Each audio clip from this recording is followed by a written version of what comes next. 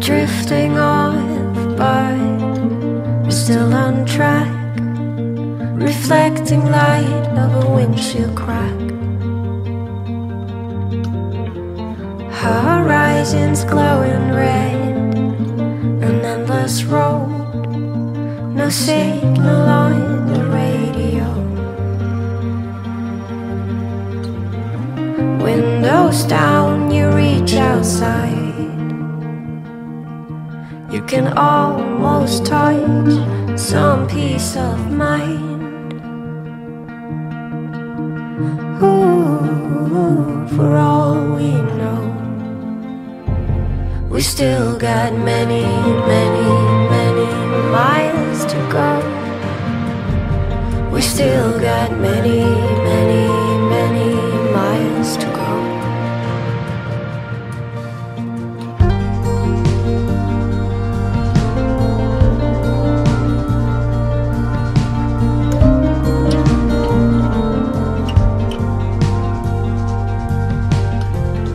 Should we start over in a little town?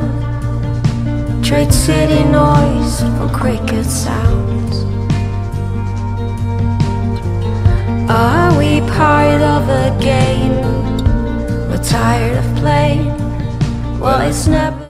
Evo, skupili su se penjači iz cijelog GSS-a, iz cijele Hrvatske, tu u Nacionalnom parku Paklenica, gdje radimo, pa već mogu reći, pošto je druga i tradicionalno čišćenje penjačkih smjerova, dugih penjačkih više dužinaca u Anića kuku, Debelom kuku, Velikom čuku. Bila je namjera i drugih kukova, međutim nije nas bilo dovoljno, a da se to kvalitetno odradi.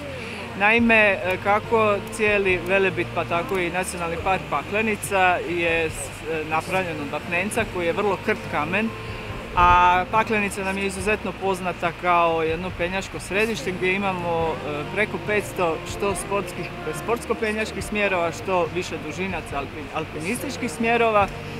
Vrlo je popularno u cijeloj Europi, imamo penjače iz cijele Europe pa iz cijelog svijeta.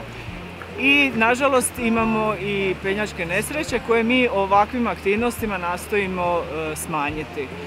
Kao što sam rekla, vapnenac je krt kamen, on se svake godine utjecajem vremenskih prilika, leda, kiše lomi i u smjerovima kojima se ti penjači penju dolazi do situacija gdje penjač uhvati za takav kamen koji je odlomljen i odroni ga na sebe ili na svog supenjača ili još gore na nekog ko prolazi ispod smjerova, jer tu imamo i planinarske staze koje prolaze ispod smjerova i time onda ugrožavaju i druge i sebe.